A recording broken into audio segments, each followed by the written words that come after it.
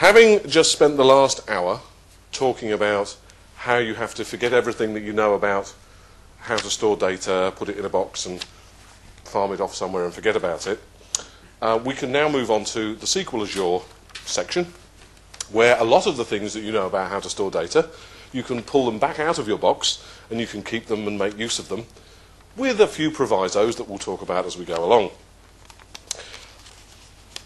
I would guess that the vast majority of you guys are very familiar with accessing data through relational database management systems, whether that's SQL or Oracle or any other that you care to name. It seems to be the ubiquitous thing that fills our lives, doesn't it? Yet again, I've got to query some data from a database.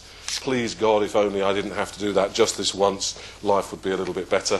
But no, it seems to be yet another stored procedure that I've got to put together. Well, there's some good news here, and I'm going to try and do this section really as a whole range of demos, if that's okay. I know we've been having some PowerPoint slides, and it's time for a bit of a change, perhaps. So, really, this section looks at SQL Azure, looks at what it can do for us, perhaps some of the things it can't do for us, perhaps some of the ways that we might think about doing things slightly different with SQL than perhaps we do them in a traditional on-premise world, because there are some subtle differences between SQL Azure and SQL on-premise, a lot of which have more to do with the scaling of your applications than they do with how SQL actually runs in the cloud as compared to how it runs on-premise. Okay, one of the services that we do have through the Windows Azure platform, although clearly this is nothing any more to do with Windows Azure, the clue is in the name, SQL Azure. SQL Azure is a part of the service. It's still pay-as-you-go. It's still based on the same sorts of ideas of the more you consume, the more you use, the more you pay. And there are some fairly straightforward rules about how to use and pay for SQL Azure database. If we go to our pricing calculator again, you'll see that one of the sections is the SQL Azure database section. And I could start to build out, well, maybe I could have databases of different sizes. Maybe I could create myself a very simple 1 gigabyte database and just have one of them. And I can see that that will cost me $9.99 per month. And it'll cost me that whether I use 1 megabyte or 1 gigabyte. Yeah, so I'm paying, unlike the Windows Azure storage, where I'm paying per gigabyte, but it's broken down into 30 days and nice little chunks, so I may not pay my 14 cents for the entire month. With my SQL Azure database, what I'm doing is I'm paying for what I say is going to be the maximum size of my database.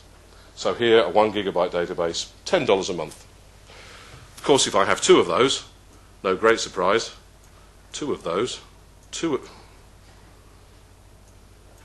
what? If I have two of those, then it'll be twice the cost of one of those. Okay, maybe I could have a 5 gigabyte database. Well, now things have slightly changed. It's not 5 lots of $9.99, it's now $25.98. Yeah, so you can see that it's kind of buy one, get one free here.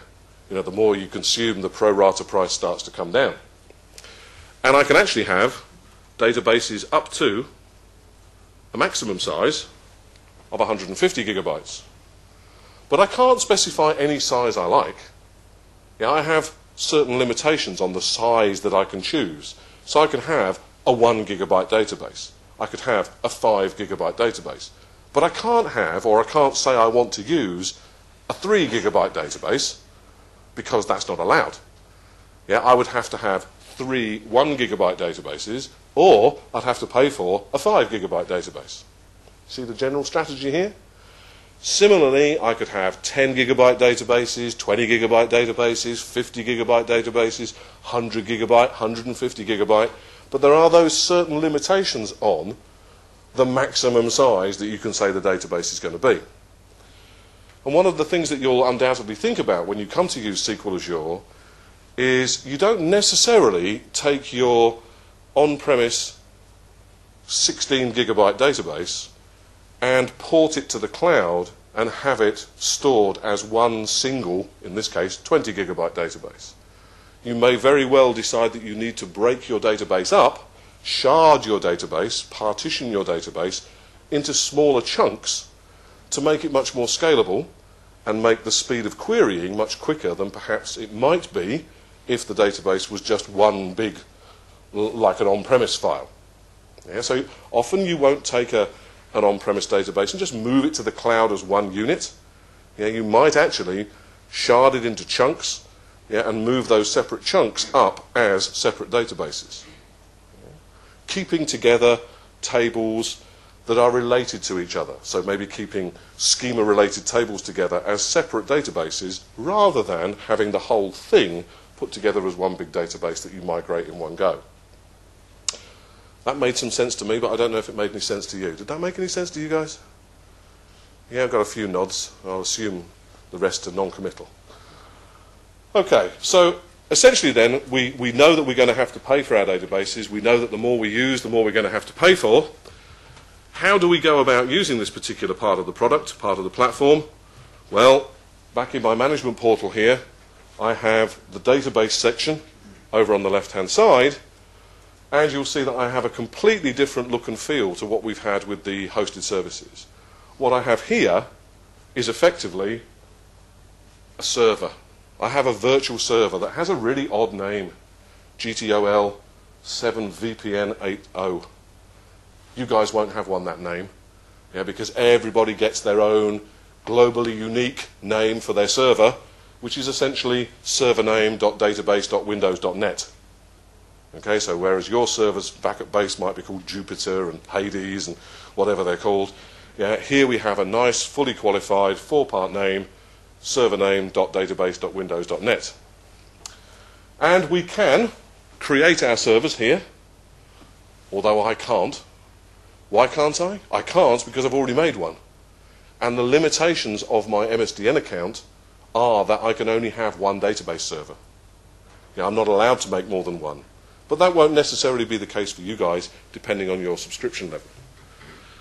The server itself, just like everything else to do with the Windows Azure platform, over on the right-hand side, you will see that there is a region, which I can't point to because I'm not allowed to walk over there, where the region says it's in Northern Europe. So again, you could create your server in any of the geographic centres that Microsoft have dotted around the world.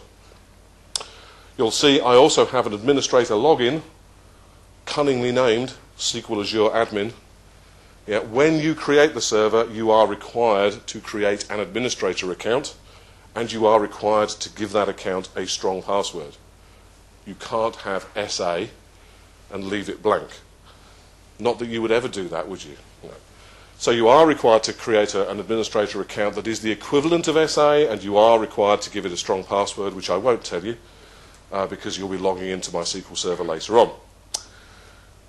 When you provision your server, you are also provisioned with my master database. You're not charged for your master database. That would be unfair, wouldn't it? That would just be taking the mick, really. Yeah? So you're not charged for the master database, and the master database does pretty much what a master database does on-premise. You'll notice there is no model, no tempDB, none of those things. Yeah, all of those we just forget about. Yeah, they're not there in SQL Azure, but we do have a master database that does much the same as a master database on-premise.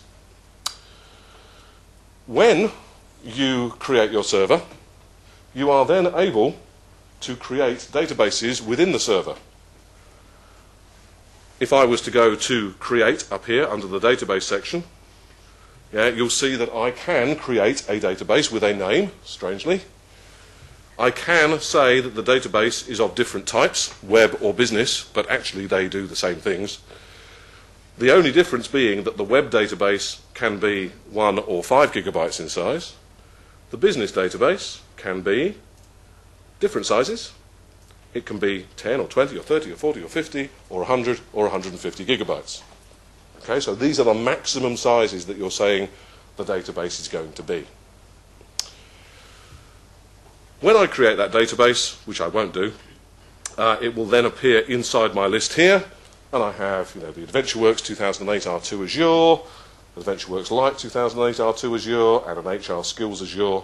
These are just databases that I've created over time. One of the things that you will want to do is you will want to hit this button here that says Firewall Rules, which is either a statement or perhaps it's a question. The firewall rules basically allow you to determine, or define, not determine, absolutely not determine, define, what is the range of IP addresses for your machinery that can access this server. I've been very prescriptive, you'll see. I've said every single machine in the world can access my server. And I do that because I go around a lot and I never actually know what the IP address of the machine's going to be before I get there, so I just switch it on and say everybody in the world can get to it. You can also tick this box that says allow other Windows Azure services to access this server. That gives us this rule here, the Microsoft Services rule, that basically says if I have got some Windows Azure applications, I have no clue what the IP, the virtual IP of those machines is going to be. So by ticking the box, I'm really saying I will allow Windows Azure applications to access my server. I will allow that connectivity between an application running in Windows Azure to talk to my server. Not everybody's Windows Azure apps, your Windows Azure apps. Not ones that these guys have made talking to my server, because that's not really right and proper. But certainly services that I write. Okay, that all seems fairly straightforward. As well as having the wonderful Silverlight UI that will give us access to our content, we can, of course, still connect to SQL Azure using all the traditional tools that you might know and love. So, for example, in my virtual machine, I have my SQL 2008 R2 Management Studio, and you'll notice that I've connected through to my server GTOL 7vpn80.database.windows.net, connected to that, and I have what appears to be the full range of functionality of my Management Studio, showing me my databases, showing me my tables, showing me the things that I would expect to see if I had an on-premise database. Except for the fact that if I wanted to look at a particular table, if I right-click there, you'll notice there are some things missing. For example, you cannot select the rows, you cannot edit the rows. This is not something that is functional through the Management Studio at the moment, but will be. So you have to go back to the old-fashioned way of actually writing a SQL statement that says, select star from person.address. But that's good practice, isn't it? No. Okay, so now we're back into our front end. We should be able to go to the database. We should be able to go in and manage in much the same way as we could manage if we were using Management Studio. So here comes my databases again. Here's my server. I can connect to my AdventureWorks database. I can go and manage it. This was the point that we got to in the past. This, of course, will ask me to log in. I'm going to use my administrator account. Cope with a Finnish keyboard. And I should be able to log in. Now I get a much more friendly sort of place, at least I hope I will, where I can start to do some work with my databases, looking at the contents, looking at the schema, designing the contents, designing the schema. I'm hoping that that's going to connect. There we go.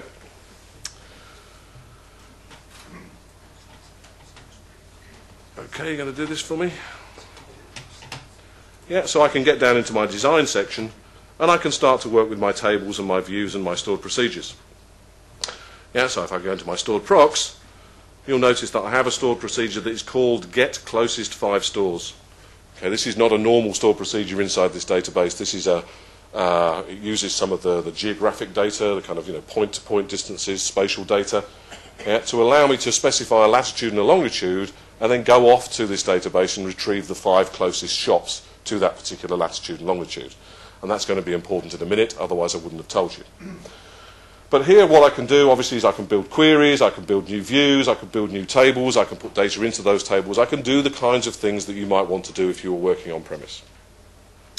So, how do I actually then start to use SQL Azure database in its most simple form? Well, what I could do is I could go back over to my designer over here, and you'll notice that what I've done here is I've built out a little example. It's the AdventureWorks web. Of course, it's a Windows Azure Compute application. We know that because it has a web role in it. It has one simple page, default.aspx, and it works in exactly the same way as something that you built on-premise might work, in that we have a very straightforward SQL data source that binds data into a grid and uses the longitude and latitude to find the 5 closest stores using that store procedure. I reckon you guys could do that on-premise. I reckon you could build that out. You could say, this is my connection string. I'll store it in my web config file. I'll read the connection string. I'll call the query. I'll do the things that I want to do. Yeah, and I'll bind the data to my data source. Well, the good news is there's actually very little different that you guys have to do to make this work in a cloud-based way. So, for example, if I look in my web config, here he is, you'll notice that what I've done is I've built out 2 connection strings. I have an on-premise connection string if I wanted the application to talk to my on-premise data, and that will be a very straightforward pointing at the AdventureWorks 2008 R2 on-premise database. And I have a very similar connection string that points to my cloud connection that, instead of pointing locally, just says I want the data source to be my server, I want the initial catalog to be, I want the user ID to be, and I want the password to be. What a tease, huh? Yeah, I want the password to be whatever it is. Okay? My mother could do this. Maybe. Actually connecting to SQL Azure database is a really, really trivial affair. Whether you should be connecting in exactly the same ways as you do on-premise because you're not maybe going to have one big database is a different story altogether. But if you are using an equivalent structure in the cloud to the structure that you have on-premise, connecting through to your content is as simple as changing that connection string. It's as simple as saying it's this.database.windows.net and it's this set of credentials that I wish to provide to you to give me access to the content. You guys could do that on-premise, so I know you could do it in the cloud. Now, my database, you'll recall, is running in Northern Europe. So it's running in Dublin, which is bizarre because Western Europe is Amsterdam. So my SQL server is running in Dublin. I've also deployed this web role, this compute application. I have deployed it, as you will see here in my hosted services. I have deployed it to the data center in Dublin. So here is my QA SQL Azure. Here is the AdventureWorks web instance that I have deployed. So I now have this running in Dublin, and I have my SQL Server running in Dublin. That would make some sense. I want to keep my application close to my data, perhaps. I can now go to my URL for my hosted service. Wow. This is now running that web application that I had in design. That happens to be where I live. But I know, because I searched earlier, that the longitude of Helsinki is about 20, and the latitude of Helsinki is about 60. Now, when I hit Find the Stores, this is clearly going to go back to my SQL server and say, please run me this stored procedure. Both of those calls are going to be made from here to an application running in the Dublin data center, which will then retrieve data from SQL Azure in Dublin and send it back to my virtual machine, running in Helsinki. How quick do we think this should be? Should this take a matter of minutes, or should it be relatively snappy? I think it should be relatively snappy, and this is probably where it will let me down. But the 5 nearest stores to Helsinki are, let me down,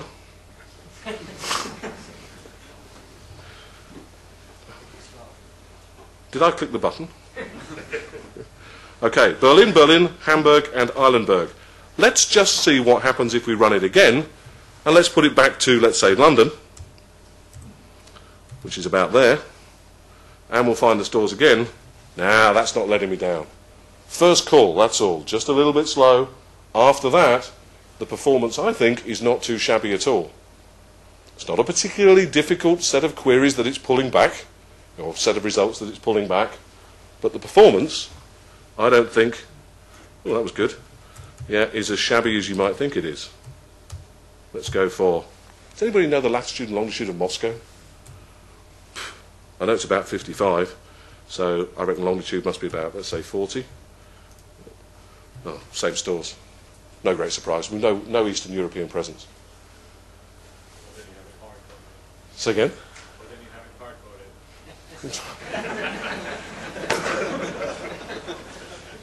How many times have we met, Mika? I think this is about the 10th, isn't it? Something like that. Okay, let's go for something. Let's go for something a little bit to the west. Let's go for a longitude of, oh, I don't know. Oh, I don't know. 9. Well, let's go that way. Let's go 90 and a latitude of 0. Yeah, that's not looking too bad. Yeah, so we're getting much more over towards Australia, and just to prove the point, I haven't hard-coded it. Yeah.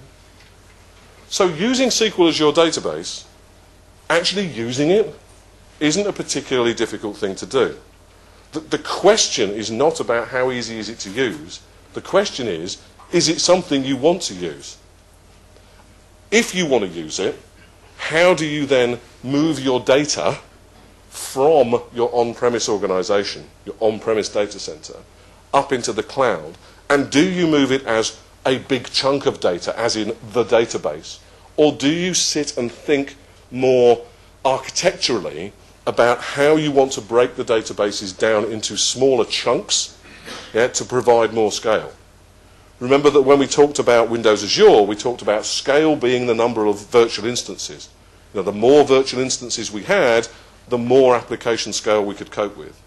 Exactly the same is true with SQL Azure database. I don't provide scalability by providing an enormous database. What I do is I provide scalability by breaking the database into smaller and smaller pieces and having more and more and more databases, yeah, providing the same source data. But of course that means I've got to change my application logic, yeah, to determine which database to ask a question of when it comes time to ask a question. Does that make any sense, guys? It kind of made some sense to me, but then I was saying it, so I knew what I was going to say. Okay. Are you going to just port all of your content from on-premise to SQL in the cloud? I don't know. You know, the answer is up to you to choose. Yeah. Yes, sir. About the cost is about the maximum level that is being. Absolutely. Yeah, so just to reiterate that, the cost is not about how much data you're storing, it's about how much data you could store. So each of my 1 gigabyte databases that I have should cost me $9.99 per month, whether I use half of that capacity or I use all of that capacity. But it is possible to grow your databases as well. So you can say, I want to make the maximum size of this 5 gigabytes or 10 gigabytes. Absolutely. You can execute SQL statements for that. So, questions around SQL Azure? Yes, sir.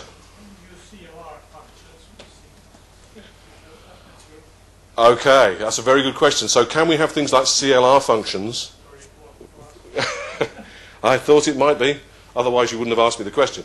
The sad fact is that there are some things that are not doable with SQL Azure just yet, and you'll be unhappy to know that CLR functions is one of them.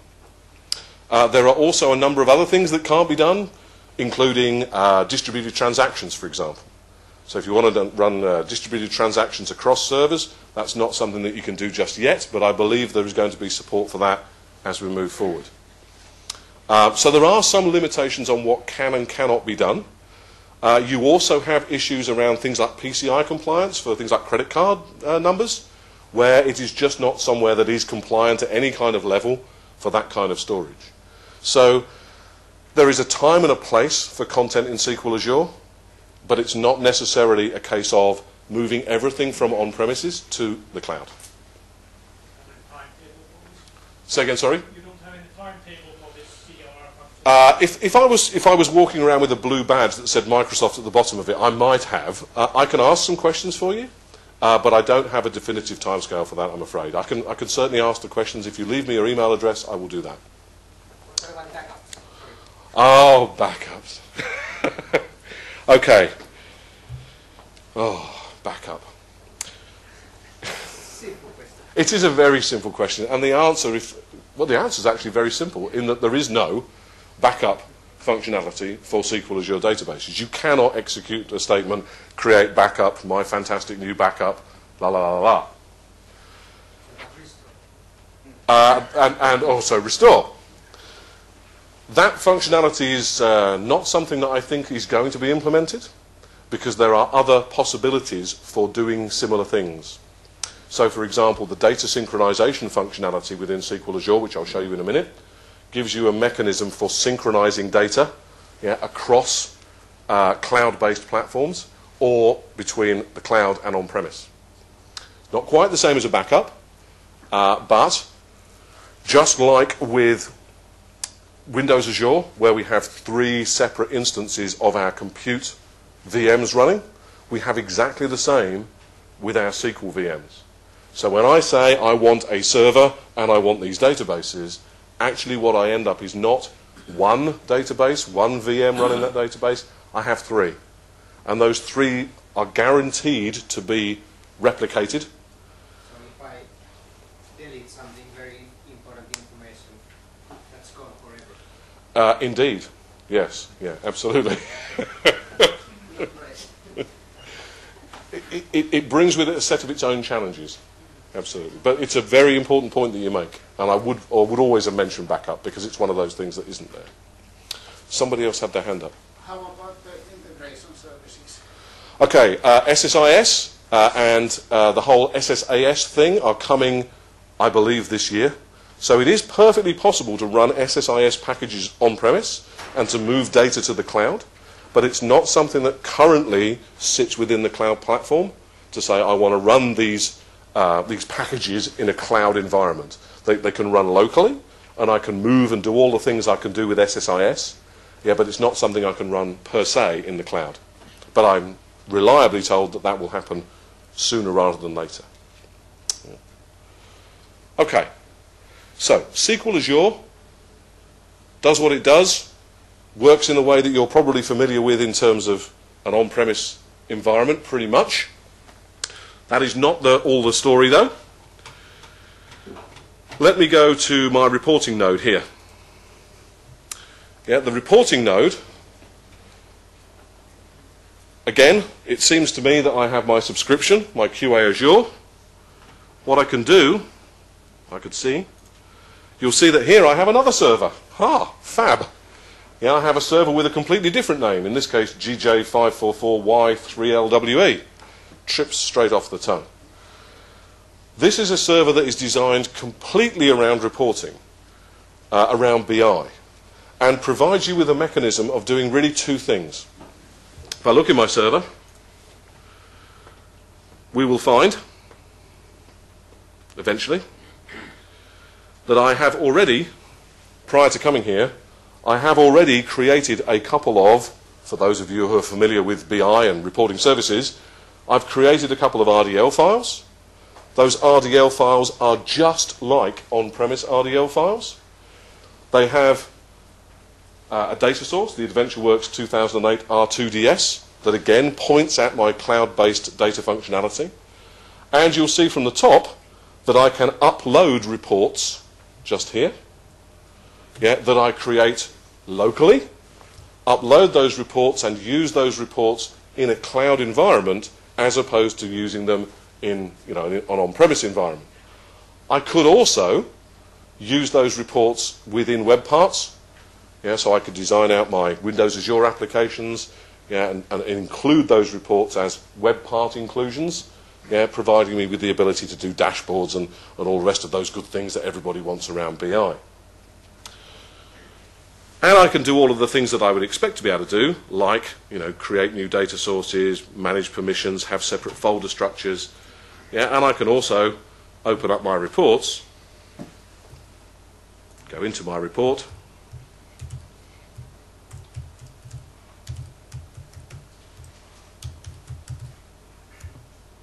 where are you?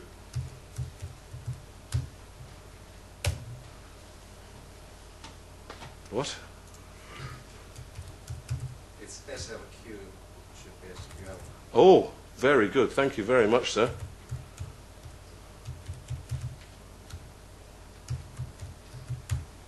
Let's try signing in again. Oh, yes, I know I've got to sign in again. It's the way I've written my report.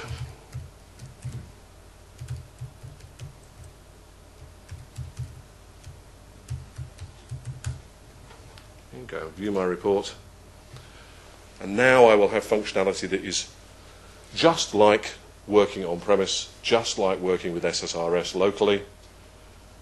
If I can think of another just like while it's loading, I'll be doing very well. Yeah, but this should give me the connectivity that I need to get back out to see the same kind of data that I can get on premise. Excellent. Just like on premise.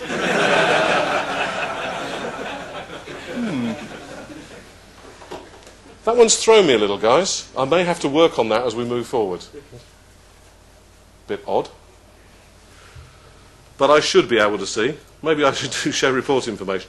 I should be able to see my reports. Let me try this one.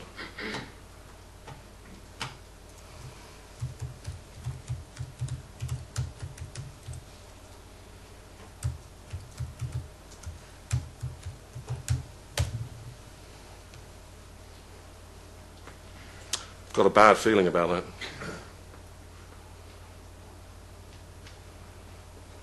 I'm not selling this to you, am I? I may have to have a look at this, guys, before we get to the next section. Yes, I'm going to have to. There's obviously something gone wrong with my data sources. But I would normally expect to be able to see a really lovely drill-through report here, so I feel a little bit let down. But in terms of what is available, yes, you can build out and upload your reports and use those in a way to start to present the kind of BI that people are looking for. What else can I do? I can also do my data sync. And data sync is quite an important topic. Data sync is all about synchronizing data either across the cloud or between cloud and on-premise or between on-premise and cloud. One of the challenges that lots of people have, of course, is that they may have, for example, many remote offices, many branch offices, particularly in retail, where data is being stored in databases locally and needs to be synchronized into some kind of master hub. Yeah, or similarly, where I have data in a master hub, yeah, needing to be synchronized out to my local regional offices or my local regional stores, for example. And I can do a very similar sort of thing here, or I can do a thing here, yeah, where I can start to build out new synchronizations, yeah, so I can actually start to have, yeah, I can say, right, what do I want to do in terms of synchronization, yeah, between servers running in the cloud, this is an old one of mine, and servers that are running on premise. So what data do I want to move around between cloud-based servers? What data do I want to move around between cloud and on-premise? When do I want to do it? How often do I want to do it? You know, what type of synchronization do I actually want to get from using my SQL Azure synchronization? I think you'll start to see people using this a lot. You know, I really do, because it's a very, very powerful set of techniques for keeping my data spread around different geographic locations, particularly if I'm using multiple Azure SQL servers.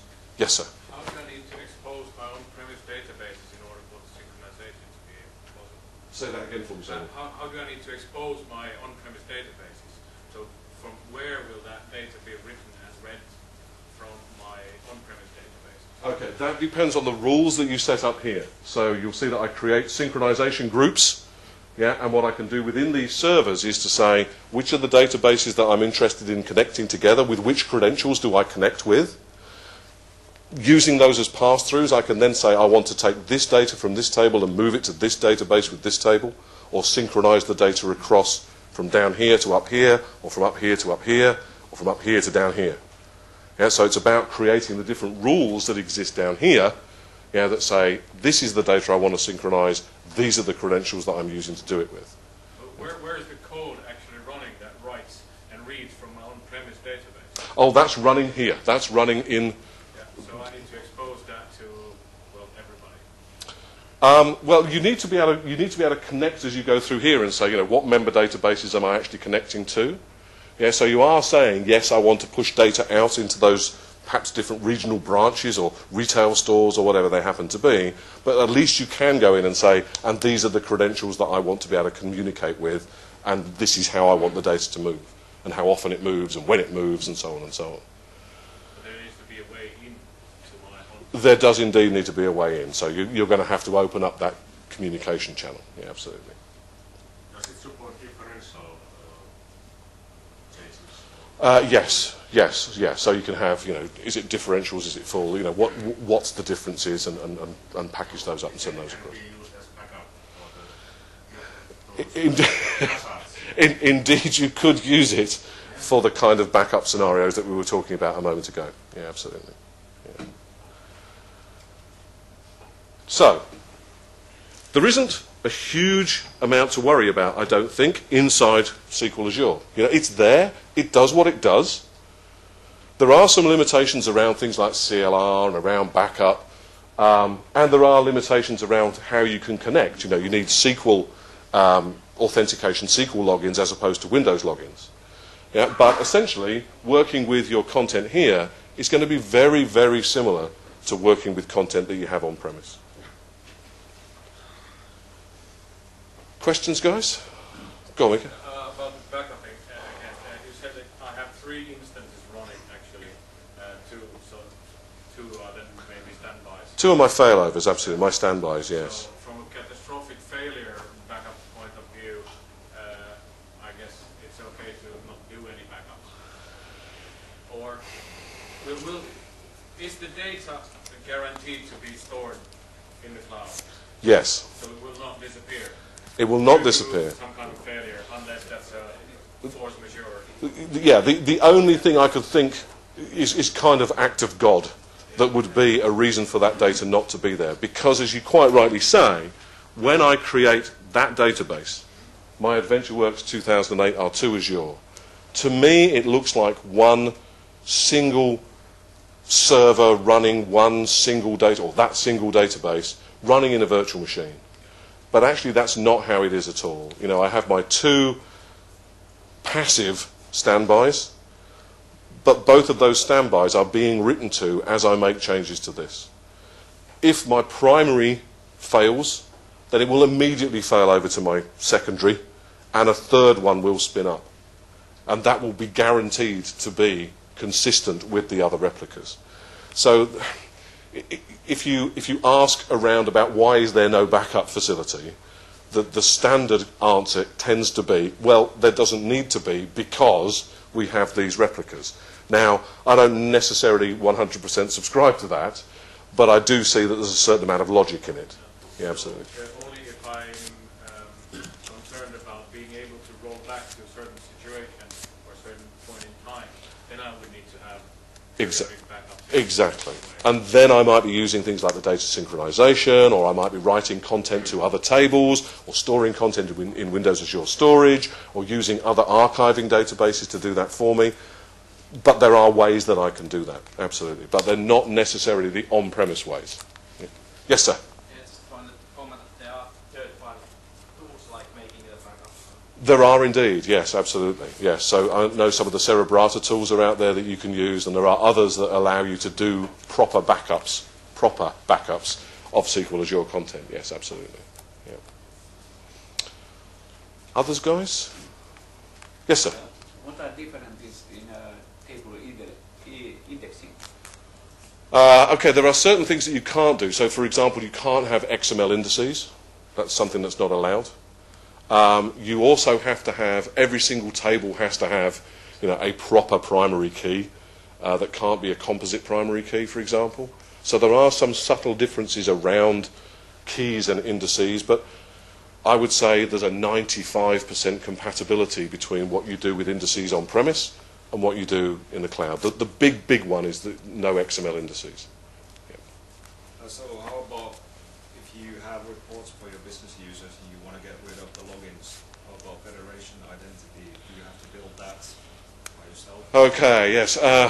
Everything to do with sort of access control and identity is something we're going to talk about in the next section. But rather than putting you off until then, the simple answer is if you want to get involved in things like single sign-on and managing identity and managing authentication, you are going to be responsible for building out that logic, whether you use things like the access control service or you use your own inbuilt authentication and authorization mechanisms. Yeah, it's going to be down to you. Yeah. Others, guys? Yes, sir? Can you use managed libraries with reports? That's a very good question.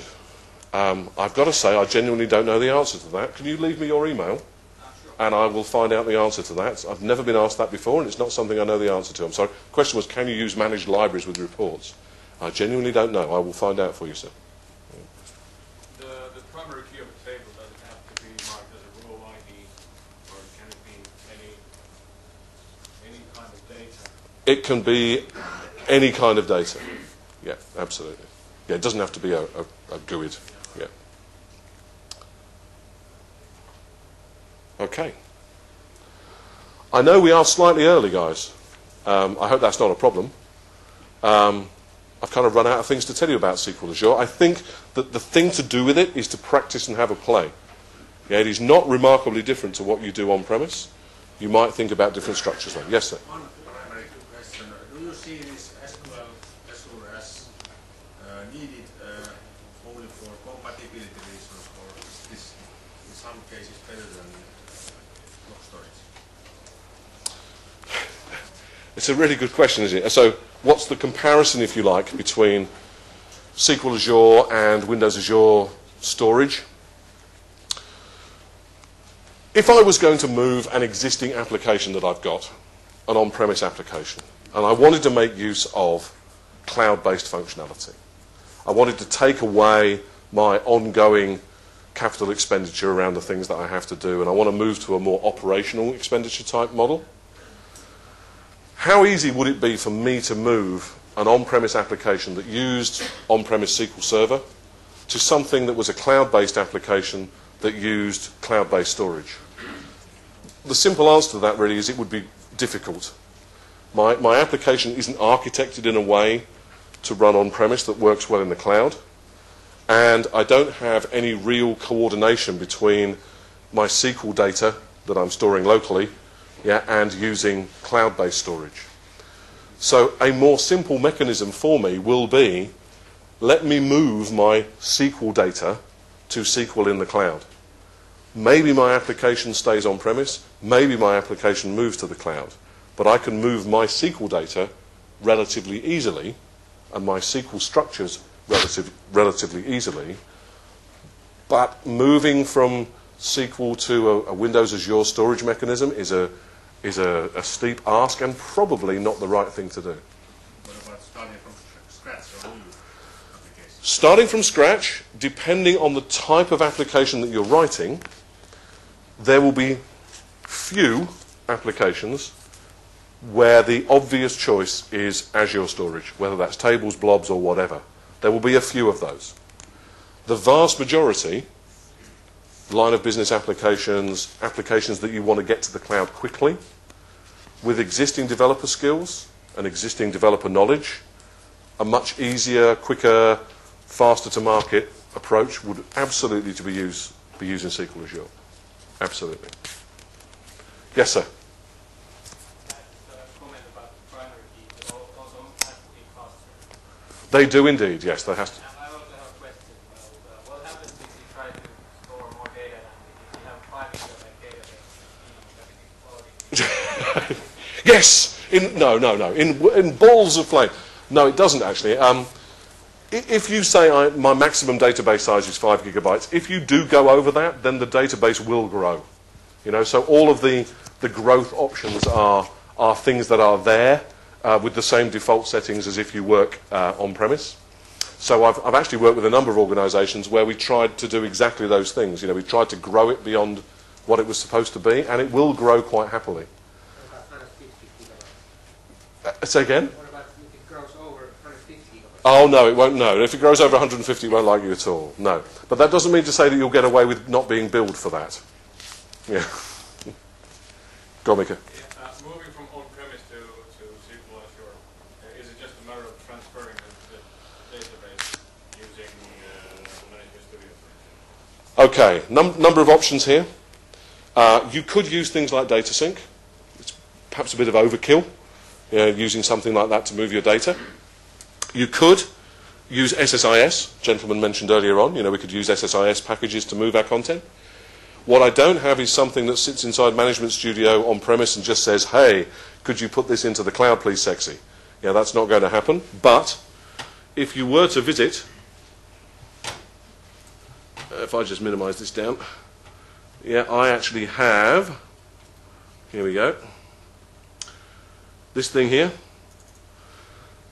This is the SQL Azure Migration Wizard from Codeplex, the home of unfinished software. But it is completely finished, and it is completely good, and builds you out BCP scripts for essentially moving your content, schema, whatever it is you want to move, schema and data, whatever, yeah, from on-premise up into the cloud, or vice versa, from cloud to cloud or cloud to on-premise.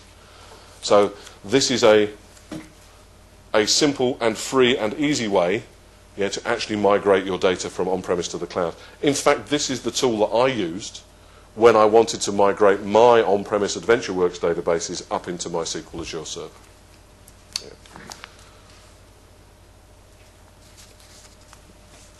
Yeah. Yes? I just saw that, the size of your master database is 5 gigabytes. Can you create tables in there? As far as I'm aware, I'm not allowed to do anything in there. No, as far as I'm aware, that just there's nothing that I'm allowed to do with that. Yeah.